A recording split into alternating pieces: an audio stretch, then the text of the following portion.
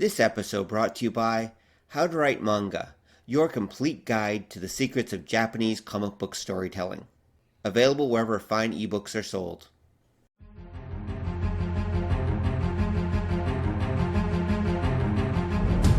The world has gone insane.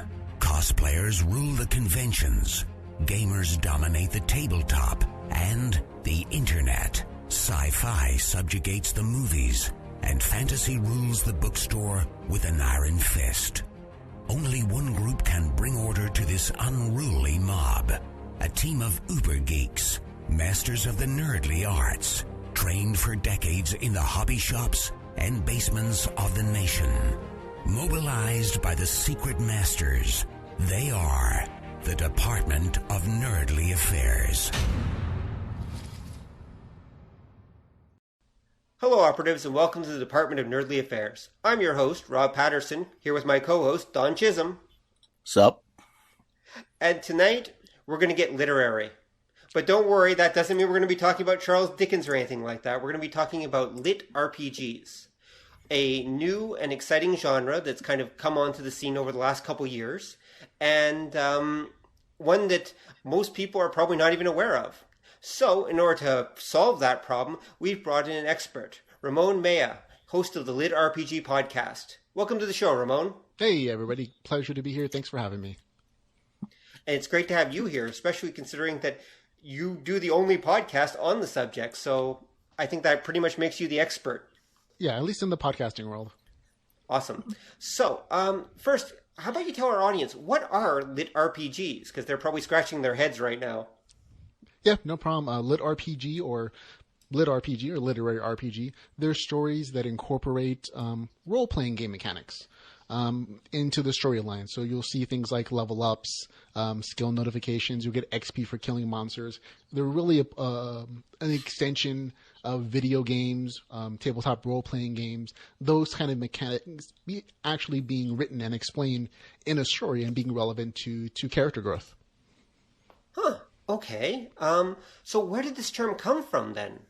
Oh, the term litRPG, well, depending on who you ask, there are a couple of variations of origin. I recently interviewed a Russian author, Vasily Mahenko. He's the author of the Way of the Shaman series. He's been writing his litRPG stories for about 7 years. And he says that he came up with the actual term litRPG, or literary RPG, as a way to describe the kind of stories that are becoming very popular in Russia, Korea, China, and Japan. These stories that incorporated virtual reality games, MMOs, or even just, parallel worlds with game mechanics that were evident. And so he says he came up with it. That's interesting, considering he's Russian, right? So Yeah. Would they have used the English term litRPG, or is he using some Russian equivalent that we just translated that way? No, he said, well, he actually speaks English pretty decently. Okay. So he, and the term, a lot of English words like role-playing game, sometimes they just translate directly as, RPGs. The acronyms translate directly in other languages. So I think for him it was a combination of both of those. But he says he came up with it, and I can't find anything to dispute that. So I give him credit. Is he one of the first authors of this genre? I don't know that I would say he was one of the first authors. He's definitely one of the more popular Russian authors. The litRPG community in the United States has really only been around for about 3, 4, maybe 5 years at the longest. But in other countries, it's been around for 10, 15 years. In Russia, in Korea, in Japan, in China. These communities where there's also a very large gaming culture. In Korea, one of the most popular games is going to be StarCraft. Games that require multiple players, MMOs. And so it kind of makes sense that those type of interests would mesh very well with fantasy and sci-fi literature. And so including those mechanics was kind of a natural response to that kind of developing gaming culture. Right. Interesting. So do we have any idea where they came from? Like, was this just the result of that response to that gaming culture then? In part, like most literature to me is often a response or reflection of cultures and attitudes that exist in the real world. And litRPG is no different, in my opinion. about 10, 15 years ago. The oldest litRPG that I would classify as litRPG came from Korea. An original light novel was called the Moonlight Sculptor. That's what it's called in English. Right. And 15 years ago, it was written there, and from there, other writers saw the popularity that the author was getting, and they copied it, and it kind of spread throughout Korea, spread throughout Japan, the Asian countries, into Russia, a neighboring community. And it was only the last 3 or 4 years that those works were translated into English, and we as American gamers and virtual reality enthusiasts and fantasy and sci-fi lovers found them, and we started loving them and creating our own stuff. Would Ready Player One be classified as a litRPG? Yeah, in my opinion, it does. Now, just to explain to your audience members exactly what litRPG is, I gave you a brief description of it, but it can kind of encompass a lot of different traditional sci-fi and fantasy genres. The things that make litRPG unique and litRPG-ish, there are 2 qualifiers, in my opinion. And this is kind of debatable in different communities. There's a Facebook group for litRPG that just recently had this huge, long discussion. And we kind of came up with these 2 qualifiers. One, the story must exist, at least partially, in a world with expressly stated game mechanics. So in a lot of older traditional fantasy stories, like from Dungeons & Dragons stories, Drizzt to Erden, those kind of games that are still based on tabletop games, the game mechanics are completely hidden. You don't see them. Right. They feel like more fantasy stories, even though if you're a Dungeons & Dragons player, he just did a D20 roll, he had a critical hit, or he's taken the dual will feed. In a litRPG, all those things are expressly stated in text. It'll say a blue box appears and you gained a level to the character. And so that's one of the things that kind of defines the genre. Now, the other qualifier that makes a story a litRPG is the way that the character progresses in the story. The character must progress within the game mechanics. It can't just be described as, the character becomes stronger, or he gains a magical sword and defeats the evil villain. His character growth is actually described in those same gaming terms. He gains levels, he gains skills, he gains abilities, very much in the same way that you would see those kind of growths in a video game, in a tabletop RPG, or in an MMO. Right. Huh. Because what's interesting about it, and it's interesting that you say it came into its own about 10 or 15 years ago, is it kind of seems from the little bit I know that it's sort of a derivation and maybe a fulfillment, I guess might be the word, of a genre that came out in the 90s from Japan, which I refer to as kids collect things and make them fight, but people would know as, like, say, Pokemon or Yu-Gi-Oh! That they start with that idea, because especially, say, like Yu-Gi-Oh!, when they did the show, when they brought it here especially, they tried to incorporate actual gameplay into it. And you had at least the trappings of that. And you had the idea that the game, in some capacity, was real, that it was an active environment for the characters.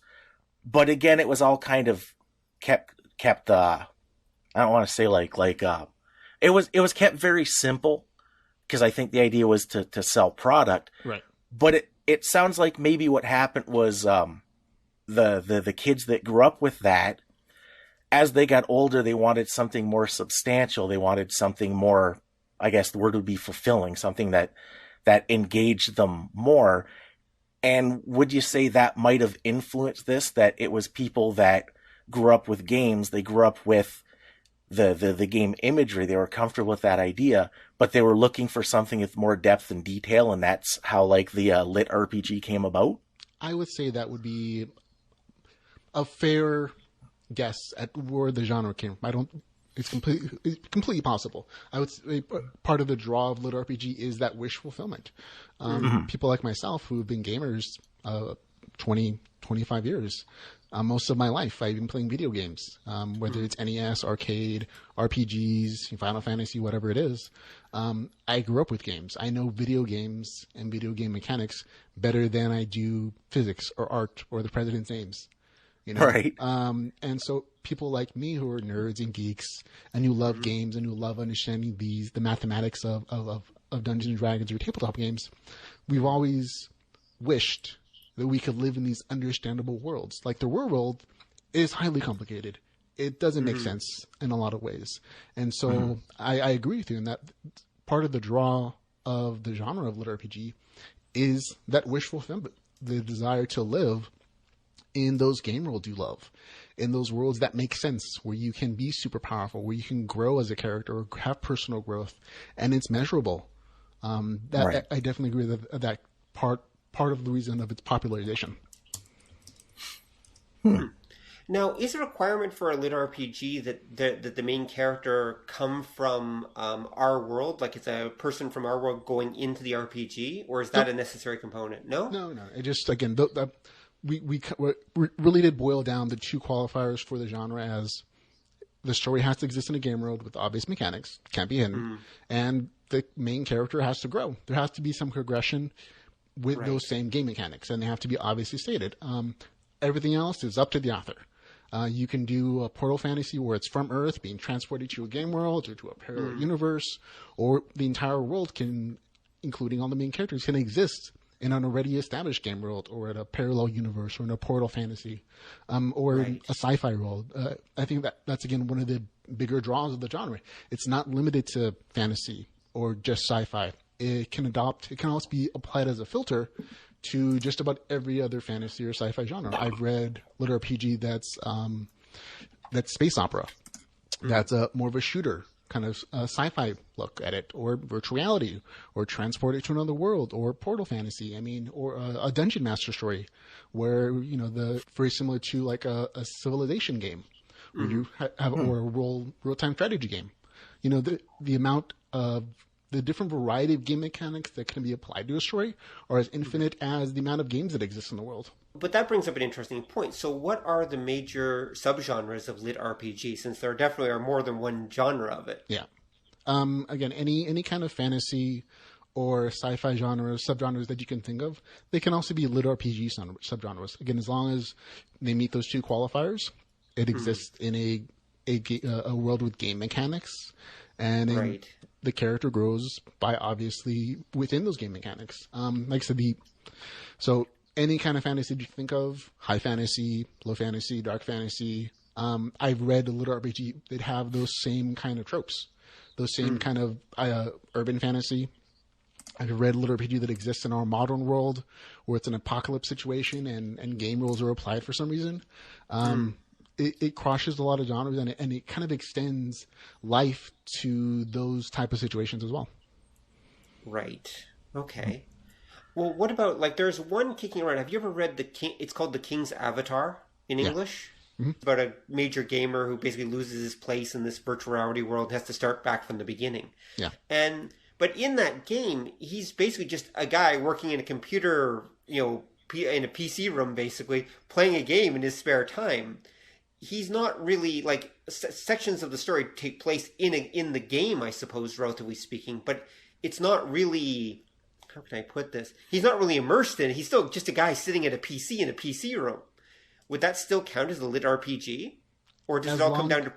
as long as he's meeting those two qualifiers. I haven't read enough of the story to give you a firm yes or no question on it, but if most of the story exists in a game world, or a world where there's game mechanics, and they're obviously stated, and if his character, whether it's his virtual character in a game or he himself personally, if that character has growth, where they're saying like, oh, he's leveling up, he's gaining skills, he's gaining ranks, reputation, whatever it is, if that's the majority of the story, then yeah, it's litRPG. Like, there's a huge variety of possible story opportunities within this genre, because there aren't a firm set of boundaries saying you must do this trope and this trope and this trope. There's only two. Everything else is completely open to the author. So there's a huge variety of stories available, and I think that's part of the appeal, because you can mix and match litRPG with other genres and kind of almost do a buffet style of story possibilities. Right. Okay. Because that's kind of interesting too. Because you mentioned growing up playing like video games and the tabletop role playing games and that, and it's funny because I can remember like some of the guys I used to hang out with. We still do this. That you would look at the world around you, and it was easy to explain stuff in game terms. Like if you saw somebody do something stupid, you'd be like, "Yeah, he rolled a 20." Yeah, Yeah, no, absolutely. I understand exactly what you're saying. Often in my everyday life, I'll make the same jokes. Hit on a girl, she gives you a number. Hey, that's a charisma roll bonus. Yeah. Success roll. Yep. I actually recently did a video on YouTube that kind of did the same things, where I was incorporating litRPG mechanics into a real world situation. It's a funny, silly video. But in the video, I'm getting up, I'm restoring health and mana as I'm sleeping. I wake up, I brush my teeth, I get an appearance bonus. Clean the house, I get a +5 reputation with my wife. That's awesome. All that kind of stuff. And it's very silly, but it kind of visually addresses exactly one of the possibilities of what litRPG is. It's not confined to just fantasy or science fiction. It can be real world stuff. There's just so many possibilities within the genre because people understand game mechanics. There's so many gamers that, like yourself, even if you don't never read litRPG, you're like, oh, I get that joke. Yeah, yeah, because certain game mechanics are almost universal. They're almost generic. Yeah. And so everyone understands them to one degree or another. Although dice rolls, maybe not. You'd have to be a tabletop gamer to really get those. But it's the way it works. So how big is the fandom for litRPGs then? I'd say it's not a huge fandom. The genre itself is relatively small. I only pulled up a few different numbers. I know we have a Facebook group for litRPG, and there are 3,000 members. That's pretty good. And on the Royal Road, which is a site for amateur litRPG fiction, in addition to other kinds of fiction, I've seen member growth up to 7,000 a day. And there are people who translate as fans fictional works in Korea and Japan and all those other places, and they get 10,000 people reading their stuff a day, and so it's a large community, and it's growing all the time, and it's becoming more of a popular franchise because people are realizing that video game, virtual reality, these gaming mechanic kind of fictions are entirely feasible. And so more and more authors are kind of jumping on, in the United States at least, jumping on the bandwagon and saying, oh, I can write this kind of fiction because I'm an author and I'm a gamer. And so I understand how to put these two things together. Right. Oh, makes sense. Huh. And of course, with Ready Player One getting a movie, I think next year or the year after, I think it's next year, that'll definitely boost things as well. Yeah. Definitely. Yeah, that kind of popularization of kind of video game fiction, it definitely boosts this genre as well. Right. I mean, there's lots of great. There's been video game fiction before in movies, but I think Ready Player One is probably a good example if it's done well, of course. Something that would also be litRPG. Yeah, definitely. And I would imagine that a lot of the North American popularity, or at least the boom, started probably with Sword Art Online. Yeah, it did for me at least. I mean, again, international works came to the United States and they were translated. Americans like, this is really cool. I love this kind of stuff where it plays into virtual reality and it's kind of wish fulfillment of living in a game world, whether it's from virtual reality or portal fantasy or transported to another world. For me personally, that's how I found litRPG. I saw Sword Art Online as an anime, and I fell in love with that idea of living in a video game that I loved. I looked up the light novel version of it, translated from Korean or Japan. Japanese in that Japanese, case. yeah. And then from there, I just started looking for more fiction along the same lines, and I found that it was called litRPG. And I just fell down the rabbit hole of going from translated stuff to Russian stuff to, they're English guys, American authors who have written this kind of stuff to it, and just spending a ton of money on Amazon or on Kindle Unlimited, just going through all these novels. So okay then. Wow. So yeah, your bill, your Amazon bill must be pretty high then. For a lot of litRPG guys, it is. It's one of those. The genre plays on those same kind of addictive qualities that MMOs have, or tabletop games have, or video games have. The people who are into the genre are the people who dedicate whole weekends to a raid on World of Warcraft. So those people are super rabid enthusiasts, and they're willing to shell out hundreds of dollars for a whole list of litRPG novels on Amazon or Kindle Unlimited if they do it the economical way. So that's the kind of fan base you have. That makes sense. Now, do you think that the whole YouTube genre and Twitch and that of people watching playthroughs has also affected things as well? I mean, there seems to be a lot of similarity there. I think that there's symptoms of the same popularization of gaming culture, in that people are willing to passively view the things that they love. They don't have to be actively involved in them necessarily in their creation. They can just be passive receivers of whether that's through a novel or through a movie or through a Twitch channel. People have grown up playing video games enough that they can see, I can visualize myself there. I don't need to actually play the game. I can still have a great time. And so there's symptoms of the same popularization of gaming culture, in my opinion. Makes sense. It's interesting too because if you go back to say the 80s and especially the early 90s, it seemed like there was an attempt to make this kind of thing, especially under the guise of virtual reality, a thing. And there was a lot of attempts at doing stories and that similar to this, but they never seemed to catch on. No, there were very few examples of that catching on.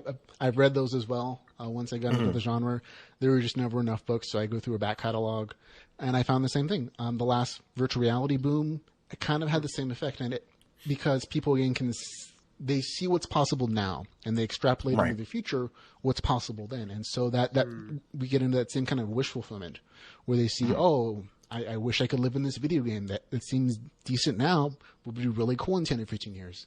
And so again, the literature fulfills that need of that kind of wish fulfillment, or that reflection of that kind of society. But you are correct in that. I think it was more because of the times that those books were written, where it wasn't okay to just graphically explain, he made a bad roll, or he made a miss on that dragon because he's too low of a level, whatever the case is. Right. They were almost forbidden within the writing community of describing their background rules, because it wasn't okay then, because gaming had been unpopular, and publishers said, no, our readers aren't going to understand this thing. This is too nerdy. This is too geeky. And so I think that's part of why it didn't pick up as much as it does now, because with the advent and the popularization of self-publishing, writers can just say, I don't care what my publisher says. I'm going to put it out myself.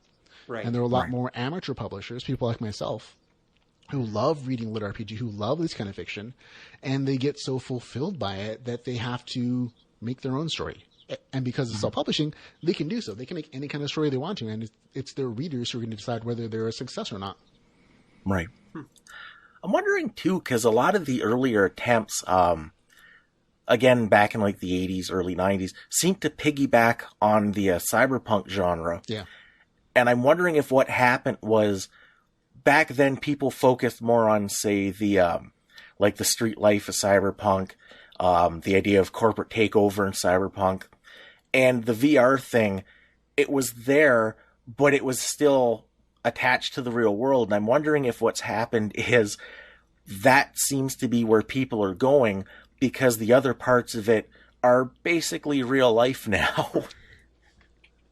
That definitely could be the case. I understand what you're saying about the type of fiction that was there. It was more of a cautionary tale. In virtual reality, the popularization of computers hadn't really happened yet. It was very new. So people are scared of new technology. And so I think that was the reflection in those types of literature. And it's not the case anymore. People aren't as afraid. There are generations of people who've grown up with computer systems and video games. Right. And so they can explore the different aspects of those stories now. Yeah, I can see that, because that was when I read Ready Player One.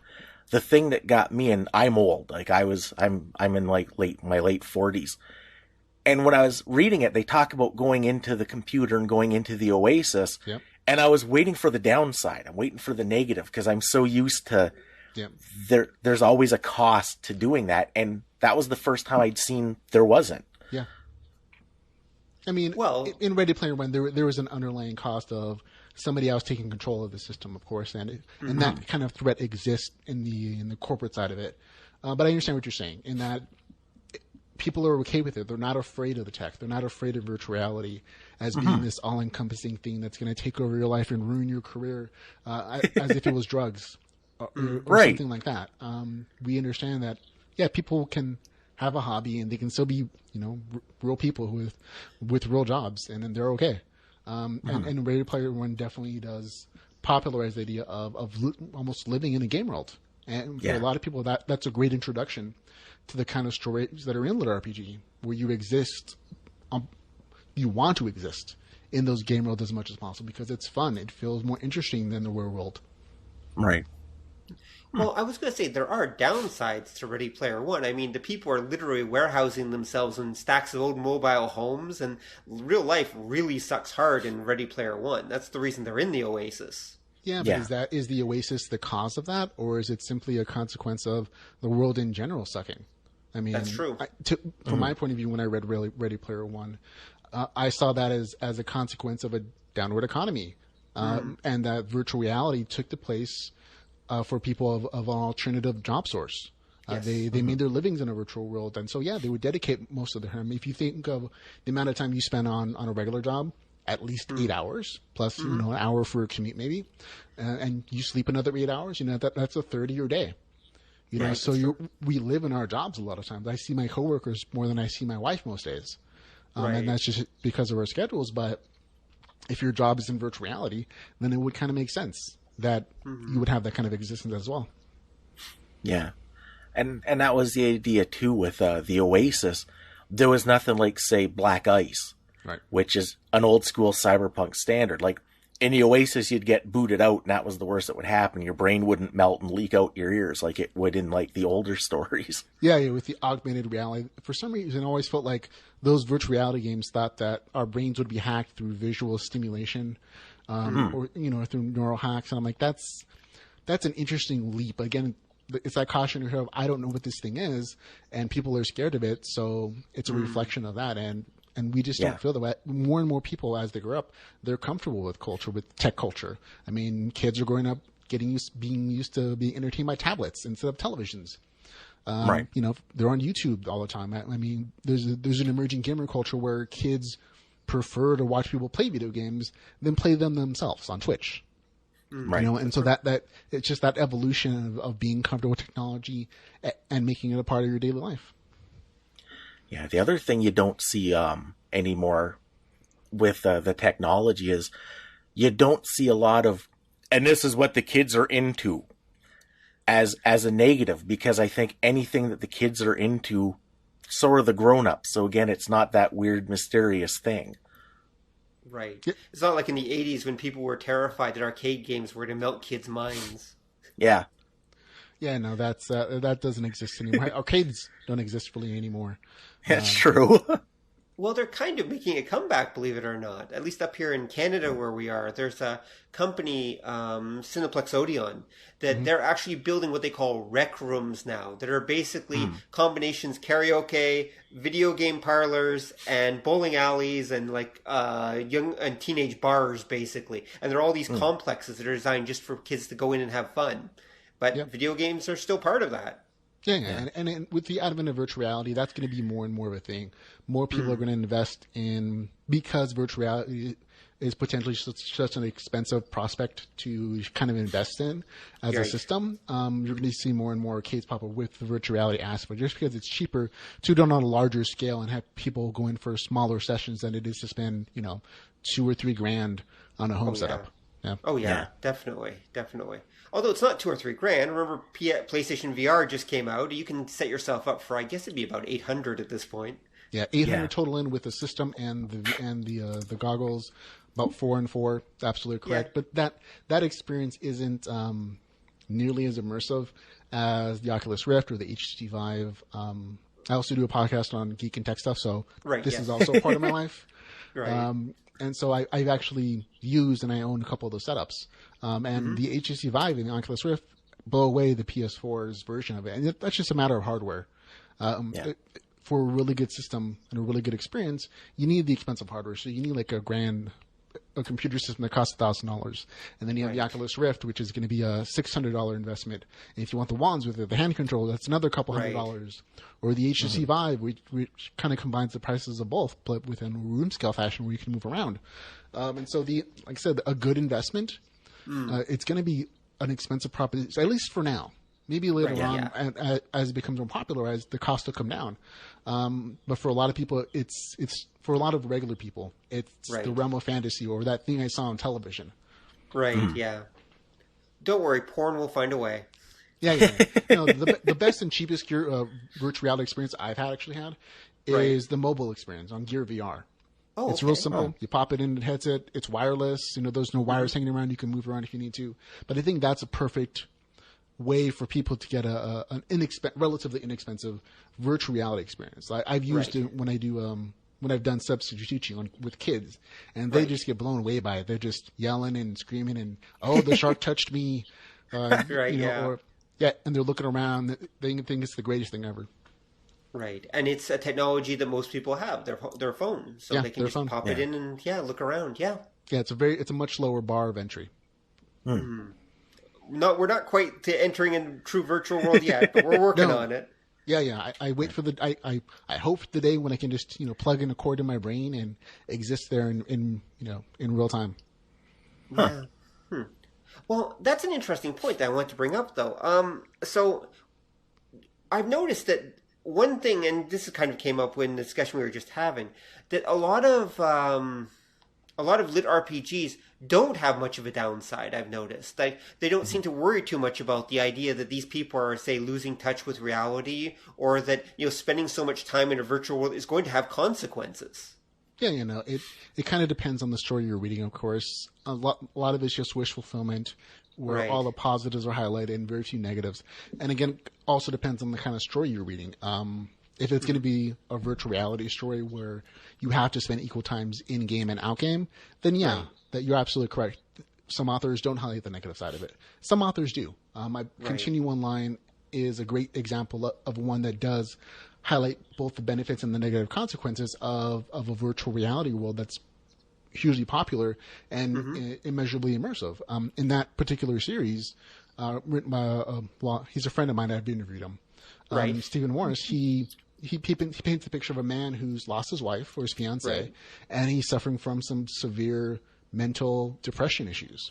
And he goes into this virtual world as a way of exploring the possibilities of life.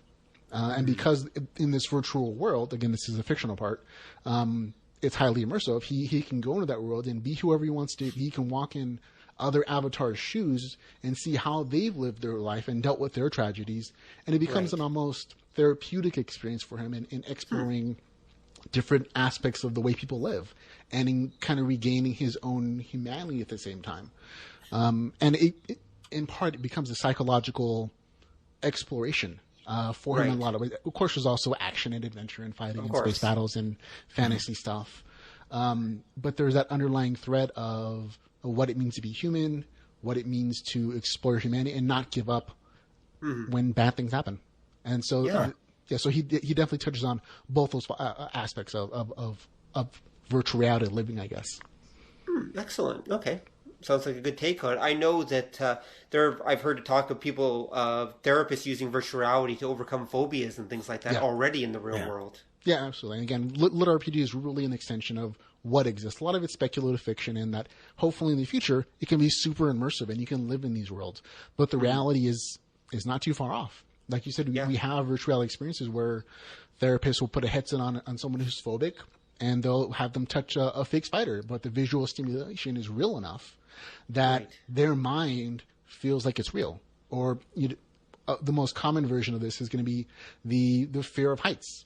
When you're in a virtual reality world, even if it's something as simple as something on your phone, and you're on a tall building and you look down, your body doesn't understand the difference visually that you're not on the edge of a cliff, on the edge of a building, and you feel a sense of vertigo.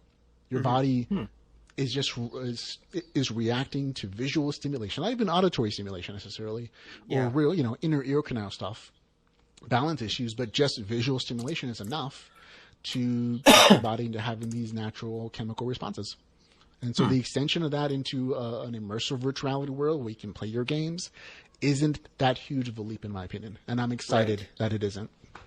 Yeah, that's awesome.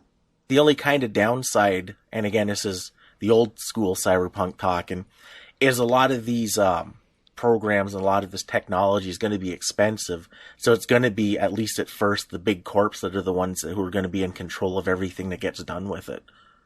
I think in the real world, possibly. That's why I always like the Oculus story, though. It was a dude, Palmer Luckey, who was a virtual reality enthusiast, and he made his own headset, and he was selling it on Kickstarter, and it was taped up. You know, you would see it at trade shows, with conventions for Doom, and the demos were literally made with a headset that was full of duct tape because it was still a prototype model. And his story of getting the fame and getting the popularity and getting backers, and then eventually being bought up by Facebook, that story is kind of gives me hope that it doesn't last that way, especially because within that community, within modern gaming communities, there are a lot of indie developers for virtual reality games. And so it's always my hope that those players, whether they're indie tech or indie video game programmers, keep the community alive enough and free enough that anybody can program their own game. And at some point when the tech becomes cheap enough, you can make your own headsets. You know, you don't have to depend upon, these big companies. And the fact that there's at least competition says to me that, okay, this is not just going to be some one person's project and they're going to be able to charge you as much as they want for it. They have to compete with at least 2 or 3 players. And right now there's Sony with the PlayStation VR headset. There's Facebook with Oculus. There's Steam and Valve with the HTC Vive. And Microsoft is getting into it with the HoloLens, and they're making their own virtual reality device as well. So there are a lot of big players coming into it, and I think that the fact that there is competition is only to our benefit as consumers. Right.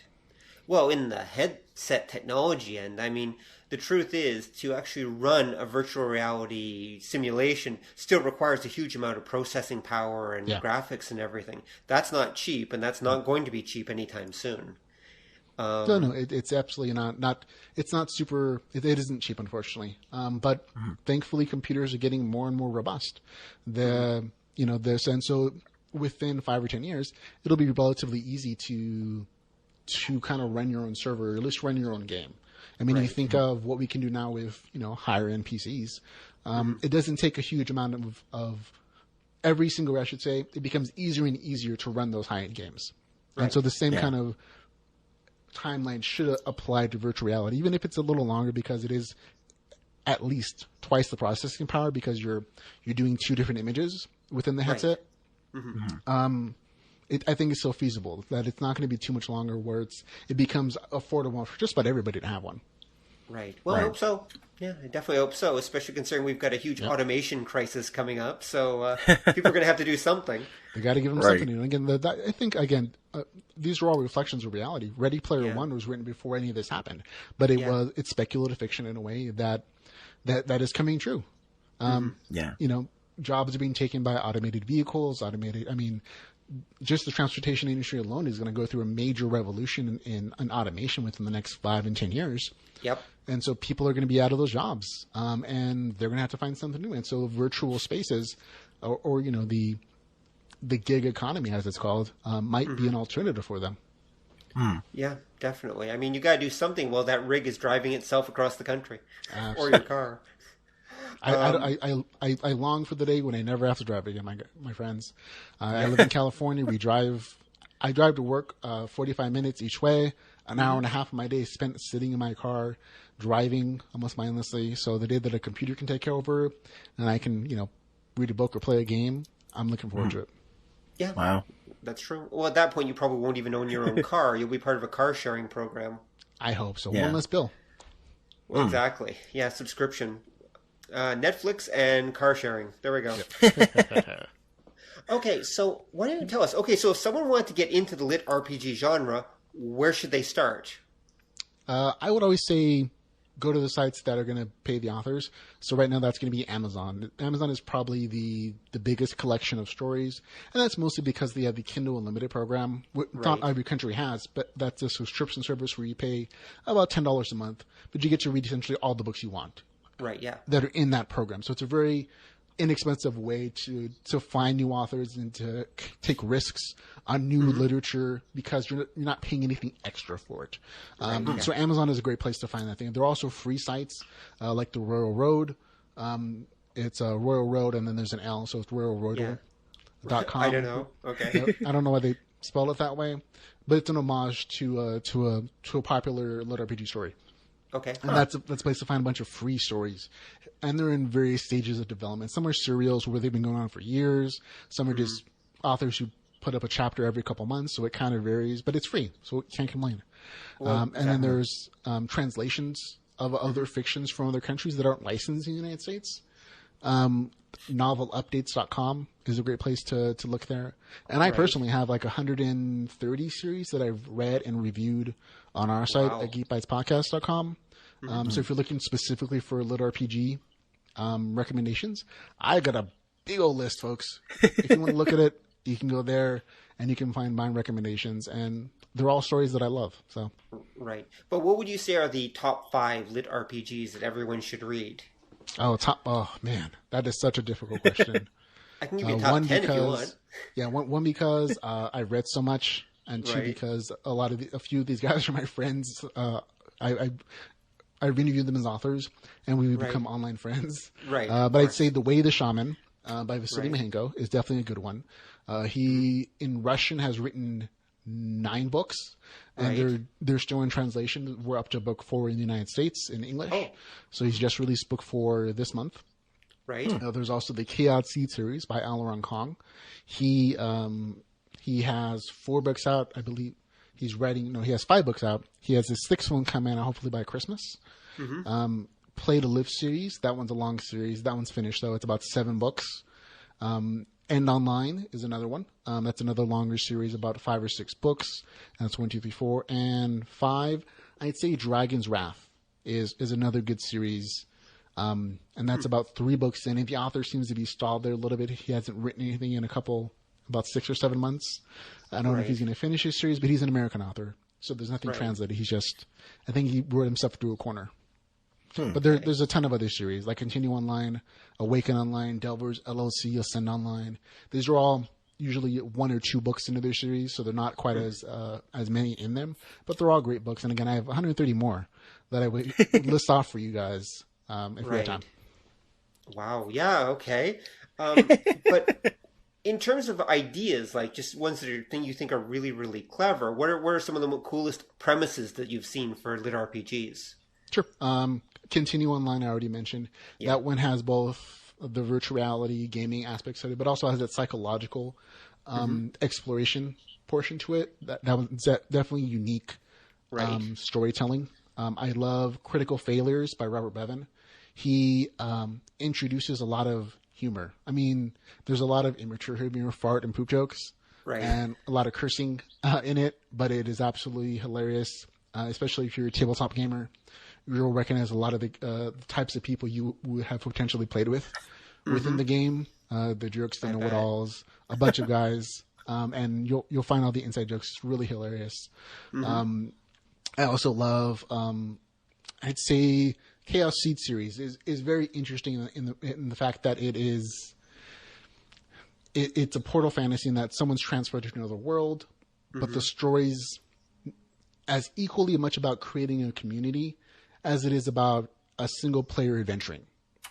You know, so there's very much a real-time strategy or civ aspect to it where the character has control of a city that he creates, and he's inviting a bunch of, fantasy characters who are disenfranchised in this world. Right. And so there's a lot of, things you don't see in other litRPG, like city building mechanics, developing walls and social structures and kind of understanding what it means to be a leader within a community that you're trying to create and love. So I'd say those are some unique. I mean, I love all these stories. I've read all the things that I can, and these are just the 130 that I can recommend. I've read at least 300 this year, 300 individual stories or books. And these are the ones that I love the most. So it's real hard to pick out the ones. I also say there's a dungeon master story that's a really unique premise where the main character is a slime. It's called the Slime Dungeon. Okay. Yeah. So if you've ever played the game like Dungeon Keeper, where the main protagonist is a character who creates dungeons. So he's the dungeon itself. And so his job as a dungeon to survive is to create pathways, traps, populate monsters within the dungeon, and kill adventurers who come in. Right. And if he kills them, and then there's like a balancing act between if he kills too many adventurers, then people are going to come to destroy his core and destroy his army because he's killing too many people. Right. And if he doesn't kill enough adventurers, he doesn't get the experience he needs to survive and to create better traps and treasure for people. So there's a really interesting balancing act between resource management and being creative. So Right. I'd say those are some very interesting premises for stories. Wow. Sorry. That's I pretty lost my good. earpiece. There you Wow. go. So what were you guys saying? Oh yeah. No, I was just gonna ask. So I suppose the most unique one I've come across is, and I don't know if I come across one Chinese one. This was a translated Chinese one. Probably you come across it too. I don't remember I'm trying to remember the name of it. It's one where there's a guy who gets on an airplane and he wakes up. It's kind of like the premise of Lost, except it turns out that that our world is the virtual reality world, and he wakes up with the powers of a PC. Do you know what I'm talking about? Oh, I don't know that specific story. Again, there are so many out Right. there in the world. I haven't read them all, even though I've tried. I understand the premise that you're talking about, and I've seen it before. But Right. it's a very fun opportunity for growth in that our world is the virtual world. Yeah, basically, and that we're the NPCs, Yeah. and the gamers start showing up. And I thought that was one of the more interesting. Was that? Yeah, I've read some interesting. I call it apocalyptic litRPG because it usually revolves around the end of the world kind of situation and people gaining these power-ups as kind of a Hunger Games situation, where it's our world, something bad happens, aliens invade, whatever it is, but they impose role-playing game mechanics on our world. So I would suddenly be able to, kill some monster that shows up on my front door and gain XP to, and use that experience points to buy a power like flight or laser eyes or whatever it is. And other people also in the world will gain the same experiences. So then it becomes, do I kill that other person for experience points, or would I be a good guy and just, kill monsters or other things? Right. That's odd. That kind of sounds like Torg. Sort of, yeah. Yeah. But it's just, the RPG mechanics are there, so you see all the interesting possibilities within those systems. Huh. That's different. That's why I said that's it. There's a ton of storytelling possibilities within the litRPG community. The sky's the limit in this situations. Yeah. It's just applying those game mechanics so that you understand the worlds that you're building.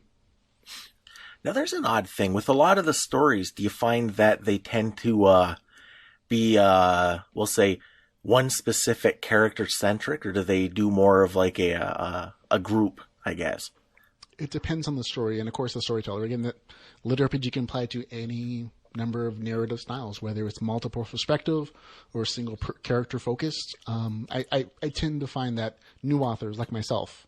I wrote a story recently that just went up on Amazon today called Adventures on Terra. Book one. Congratulations! And they didn't tell me. Someone in my Facebook group, in our Facebook group, said, "Hey, there's this new story here. Anybody know anything about it?" I'm like, "Hey, that's mine. I didn't know that it actually posted." Right. But it's very single person centric. There's one main character. He creates a couple friends. He has a couple friends, but that's kind of it. And a lot of new authors like myself, because we're inexperienced in writing, tend to do that kind of stuff. The more experienced writers tend to do multiple perspectives or focus on larger group dynamics or things like that. Right. Right. So what are some of the challenges then as a litRPG author? What are some of the challenges of writing them? I'd say there are the general writing challenges, trying to create a good story that you want that people are going to read. Those are the general story challenges that apply to all writing.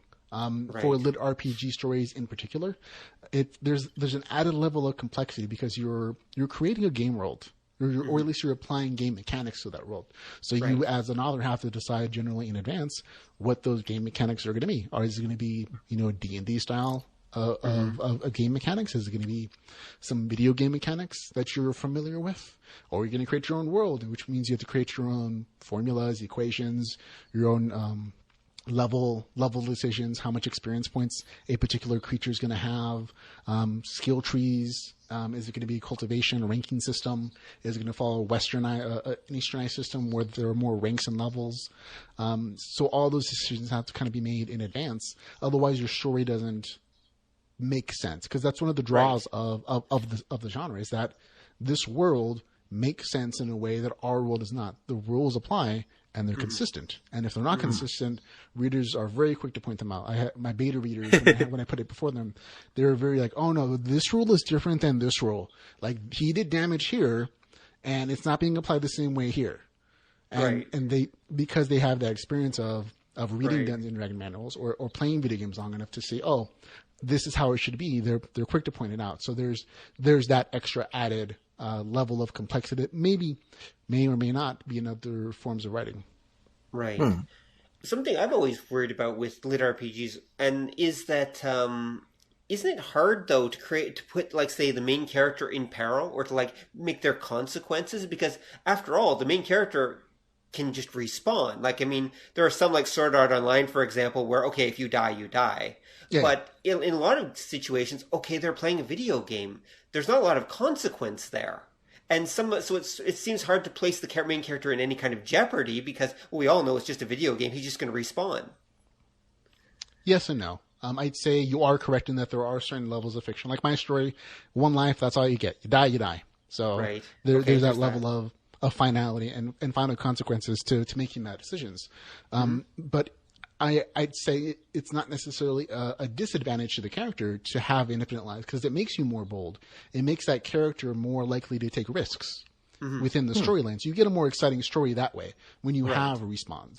If you want to create consequences, you do it the same way game developers do. You create some kind of negative effect, whether it's a loss of experience points, you lose a level, you lose your equipment, you might drop all your loot and you have to get to it before some other character does.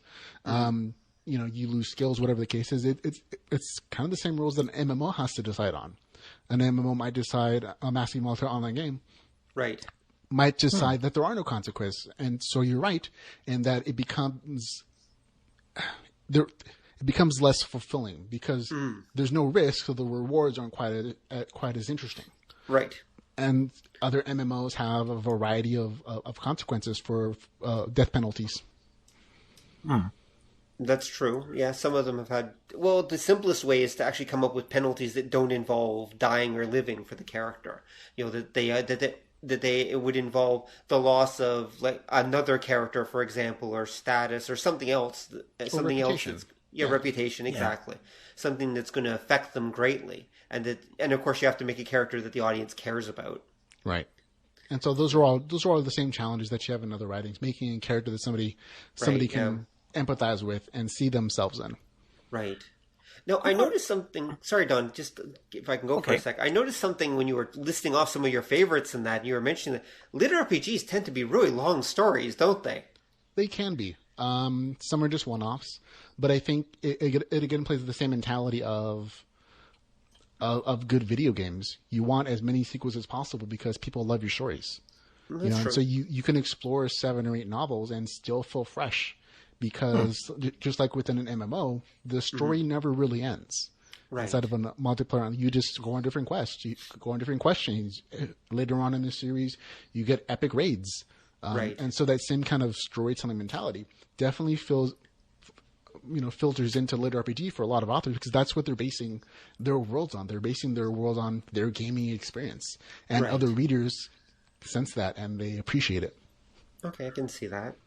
Sorry, Dave. You were going to say? Go. Oh, I was going to say, I think the last point there kind of hits it at what Rob was getting at. I think with this style, why it would come about now would be you can have, even though we know the character isn't in genuine corporeal real world peril, you can still empathize and fear for the character, because I think we've gotten to a point where enough people in society, we've played these games, so when the character in the game, in the story, is imperiled, it brings back memories and emotions from when we were playing a game and we had characters in similar situations. And I think... see that. Especially if you consider the hours or weekends people put into raids. Like, if you're at that last boss and you spent 30 hours getting there in a good raid and you die and the party wipes, it's the most horrible feeling... in the work, you've literally wasted days of your time getting to that spot, and even though your character comes back in the starter town or whatever it is, there's still a sense of loss. And when I read those kind of stories, I'm like, oh, I get that. Yeah, that's happened to me. Party wipe. And that's something new that that an author can play on. It's kind of a new experience that's in the lexicon of that. Even if you're not a big gamer, you're probably familiar enough with the concept that, yeah, you can sort of feel that pain because in the back of your head, you know what goes on all to get to that point, unless you're a dedicated non-gamer, and then you're laughing because you wasted your life, you loser, which is probably how you feel about your significant other who plays video games in real life and et cetera. Either way, as long as they're enjoying the story and they're happy, I'm okay with that. Mm-hmm. Well, no, that makes sense. Yeah, and another way that authors, I think, in the community have created consequences for the character is almost a reflection of, again, of modern life in gaming, in that some people do it for a living. There are Chinese gold farmers. There are people in Korea who really make a living farming gold or farming items and selling them for real world currency, whether it's a trading card game or an MMO or something like that. And so that same kind of real life consequences is reflected in some litRPGs, in that their livelihood for their families or for their whatever they're doing in the real world depends upon their performance in a game. So if they suck at the game, if they die suddenly and they lose a level, or they lose their items that they just got that they plan to sell for a week's worth of wages, there's a consequence for them outside of the game and in the game. That makes sense. Yeah, that does. Yeah, I guess that's a good way. Also, it strikes me in a way that video games have become the new sports on some levels. I mean, in past generations, you could everyone understood sports metaphors because everyone watched football or baseball, basketball, whatever. And most people had played it in high school, so you could empathize and you could understand sports dramas and such, so sports stories. But now people are playing video games, so everyone understands those feelings and those ideas and everything. So it makes sense. It does make sense. Yeah, absolutely. The litRPG genre is absolutely a consequence of the popularization of gaming culture. I agree with you 100%. Even gaming as a real sport is becoming more and more of a thing. You have esports, where people are watching, teams go head to head in some game, like StarCraft or a fighting game or whatever. It's again more popular overseas, which again makes sense why litRPG would appear there first. Oh yeah, but in the United States, it's also becoming more and more popular. Yeah. There was just a esports tournament or something to that effect in Toronto just like a month or two back, and it filled one of Toronto's biggest stadiums. Yeah, absolutely. And again, that's a consequence of the popularization of that gaming culture. So people understand they were willing to watch those guys play this game because they understand the nuances the same way people who love watching football understand it. People yell at their screen. They say, "No, you should have done this instead of that." I don't know what those things are. That's not my thing. But if you put me in front of a gaming screen, I see people playing like, "Oh no, he's doing that maneuver incorrectly. He should be doing it this way. He played that card wrong. He should have done that other spell card if it's his turn or something." So I agree. Yep, definitely. No, sorry, go. Oh, no, I was going to say, I imagine, too, part of it for video games is that we've gotten to a point where you can do that. It's not like, say, back in my younger days where, to use a phrase a friend of ours uses to describe video games, yellow square hits red square. Like, you can empathize more with the action in a video game. Yeah, absolutely. Yeah, and again, that's technology advances, gaming advances, literature advances in the same respects. Everything's tied in. And I love the world that we live in this respect, at least, in that a lot of these things that I love, virtual reality, gaming, literature, sci-fi, fantasy, they're all kind of merging together within this genre. Right. Now, talking about them advancing, so let's say something. Where would you like to see the litRPG genre go? Like, what would you like to see more of in the genre? I would love to read more stories. I mean, that's always the case with something you love, but especially litRPG, as a reader, I cannot get enough. And I'm not alone in the community. It's almost like literary crack.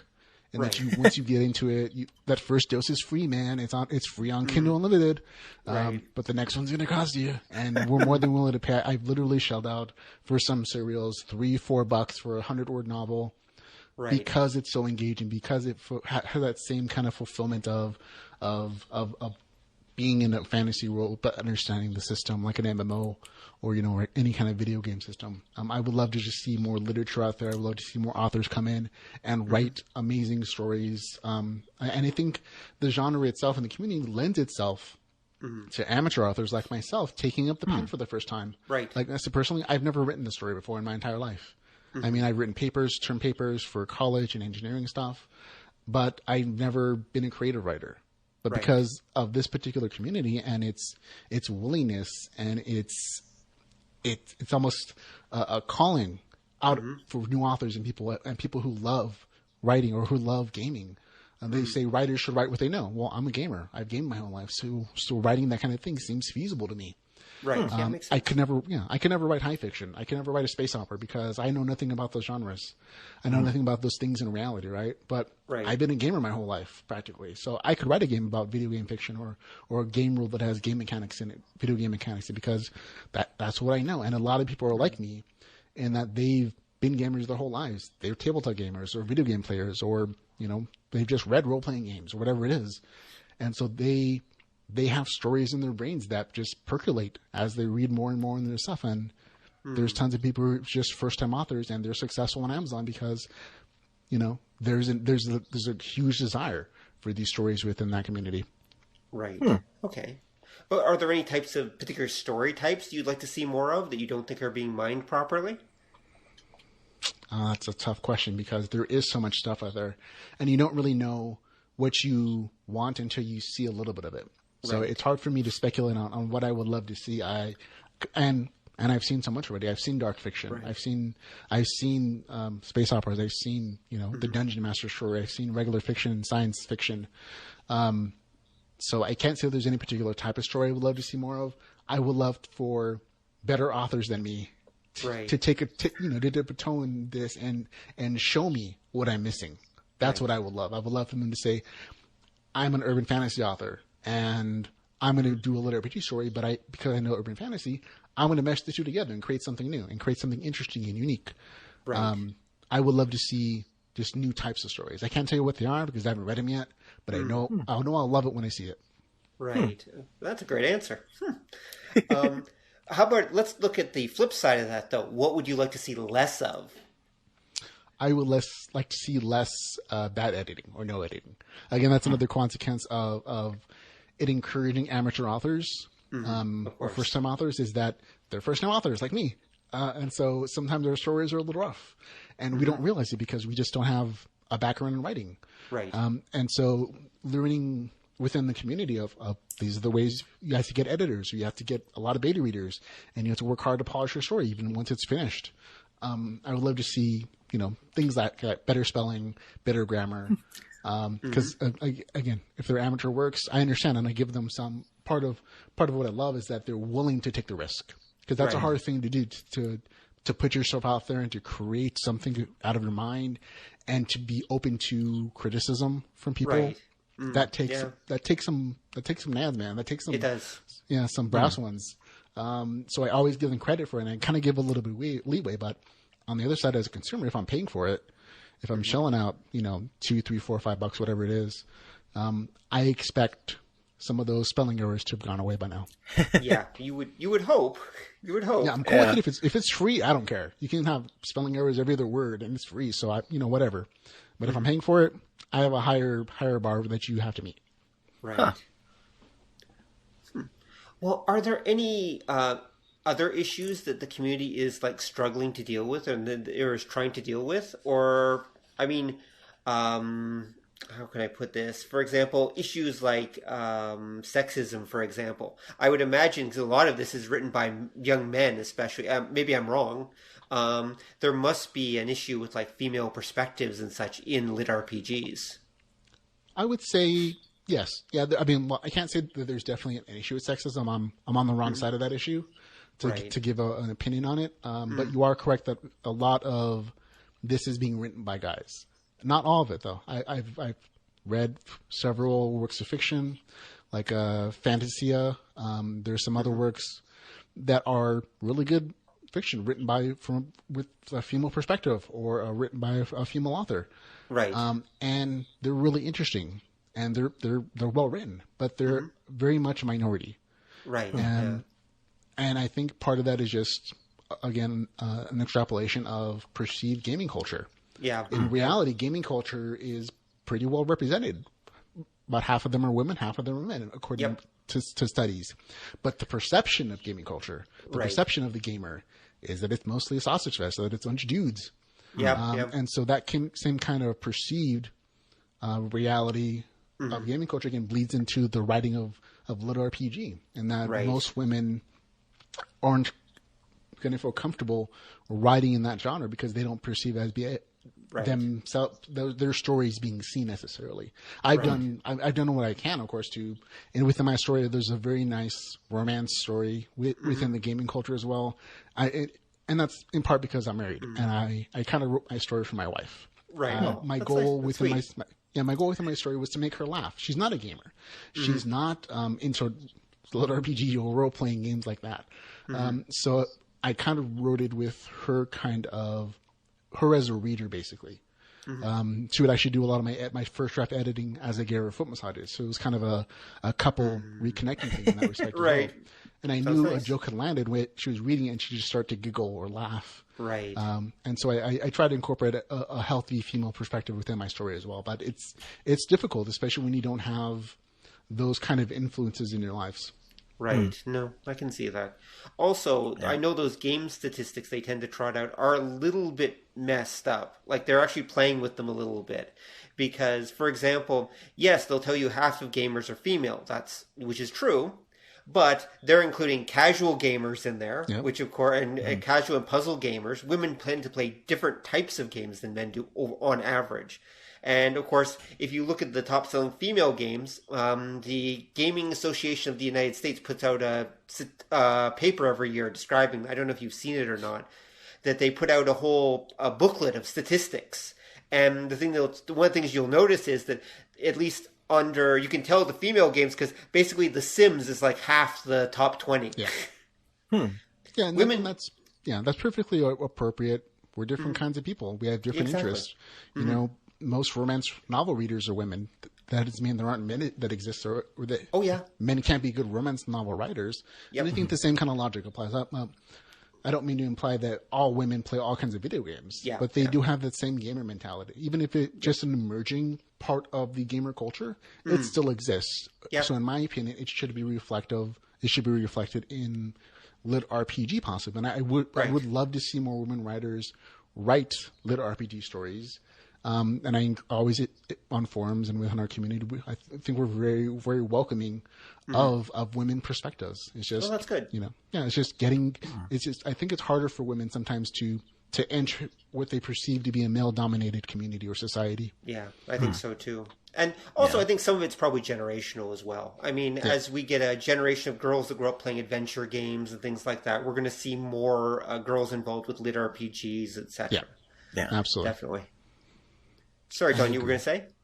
Oh no, I'm just this is all kind of a new kind of whole medium for me, because me and Rob were talking about this a couple weeks ago, so that's why I'm kind of glad you showed up, because now I can probe you for info.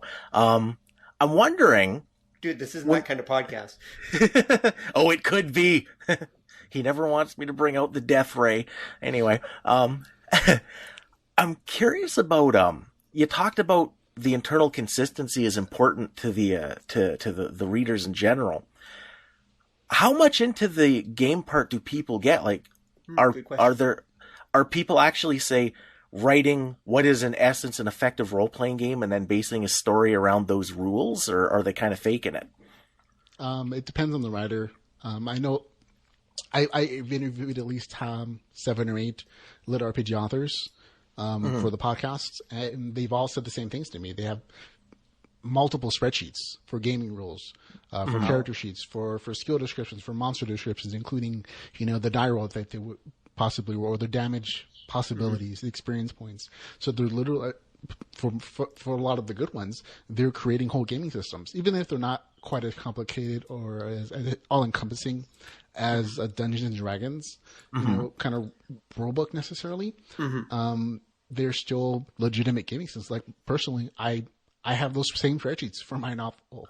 I have one for character stats. I have one for character names, but also skills and like 20 or 30 monsters, including descriptions and possible attacks, and the possible damages, whole sheets of equations for how a strength modifier will affect a damage roll for one character, but not for another, because he's more of a dex build and he's an assassin, so he relies more on agility and intelligent boast. And this guy's a glass cannon, so his intelligence has to be maxed out. All that kind of stuff.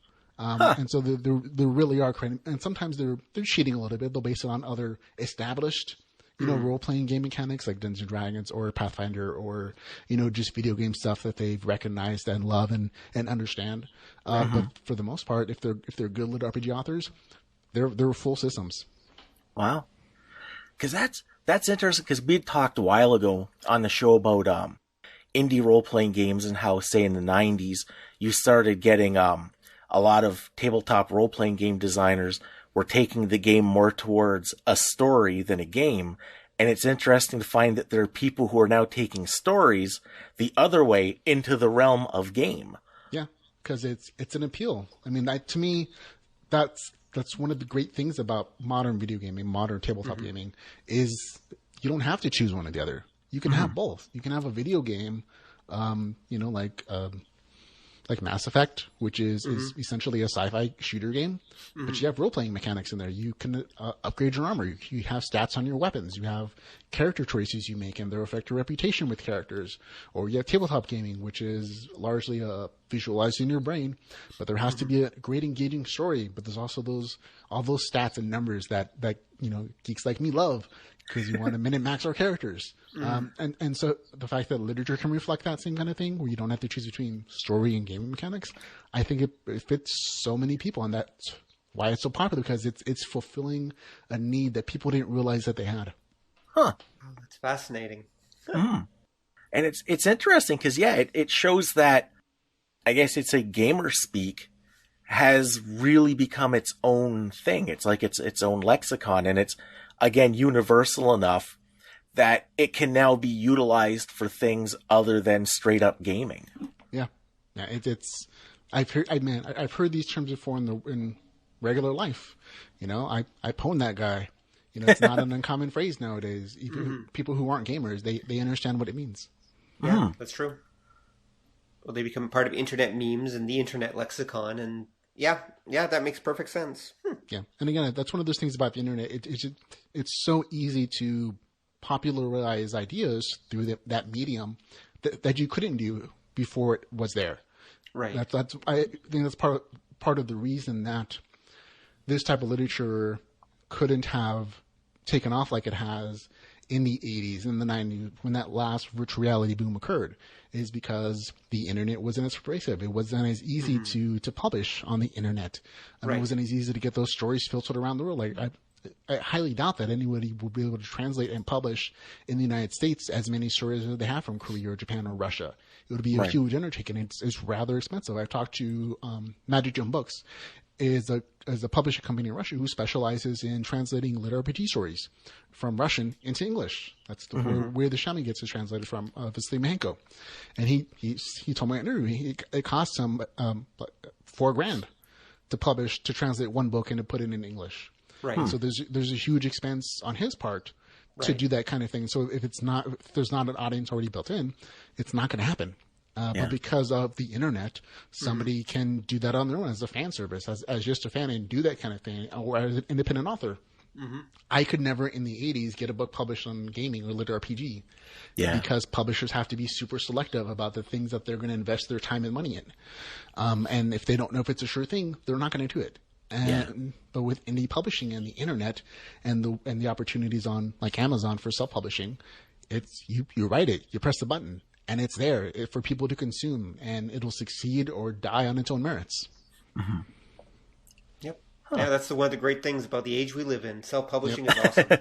Yeah, I love it. Yeah, exactly. Well, I wish you great success with your book. I hope that you get lots of good reviews and that you're inspired to write more sequels. I hope so too. It's more of just like a project for me. I mean, I know I don't expect to be a famous author. There was just a story in my brain that I had to tell, and I hope some people enjoy the jokes and the journey that the characters go on. And if they do, great. If they don't, I appreciate you taking the time to read it. Any other questions, Don?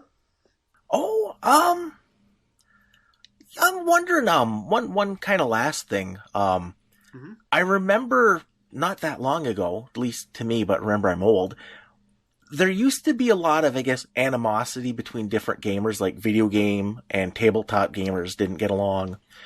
For video games, there were casual gamers and real gamers. And do you find that there's still some of that, or have they all sort of just congregated together now? I think that there's enough games for everybody to be satisfied with what they love. And I can't speak for all gamers. I usually play single player campaigns because I don't like other people in multiplayer. But I'd say on the whole, gamers are more accepting of other types of gamers because they understand, as growing up loving something that not everybody did, the ostracism that can take place within a geek community. And so I think they're more willing to accept, oh, you're a casual gamer, that's awesome. As long as you love it, have a good time. Maybe it's not my thing, but if you're having a good time, you go do your thing. I'm sure there's still trolls, but on the whole, people are kind of a lot better at it. Right. Huh. Okay. All right, then. I think that we're hitting the 1.5 hour mark, so it's probably time to bring this to a close. We don't want to take too much of your time. And wow, you've given us a lot to think about, Ramon. Thank you very much for coming on. Well, thank you very much for having me. I love talking to you guys. You guys are real fun to talk to. I think we fall in the same kind of geek communities and the same interests. So I'm always happy to talk to fellow geeks and nerds. We have to stick together, guys. Otherwise, the bullies are going to gang up on us. That's true. That's true. Just like back in high school. Anyway, I resent that. I was a bully. I see. You've reformed at least. I love a reformed bully. They're great geek advocates. Right. All right. So, any final thoughts, Don, before we go? Oh, this was, like I say, this was fantastic because it's like discovering a whole new, like universe. Cause a few weeks ago, I had no idea this kind of thing exists. Now you find out there's a whole big, universe of it that's been going on and you didn't even notice. Mm-hmm. Well, that's absolutely. And it's like, it fulfills a need you didn't know you had. Yeah, absolutely. I felt the same way the first time I read a story in litRPG. I was like, I've been looking for this my whole life. I didn't know it though. And, hundreds of books later, I have a podcast and I'm writing my own novel. Yeah, It's amazing. It really is how it can transform our lives. All right. So on that note, gentlemen, thank you very much again, Ramon, for coming on. Thanks, Don. And I wish everyone a good evening. Have a great week. And we'll see you in 2 weeks with another amazing episode of the Department of Nerdly Affairs, which will be about something awesome. And you'll have to wait 2 weeks to find out what. Take care, everyone. Bye. Bye.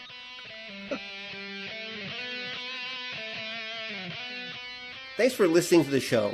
If you'd like to hear more or join the conversation, come visit us at obeythedna.com. You can also find us on iTunes or whatever fine podcast site forgot to lock their back door. So until next time, remember that to master the nerdly arts takes time, practice, and enough Coca-Cola to drop a rhino. See ya!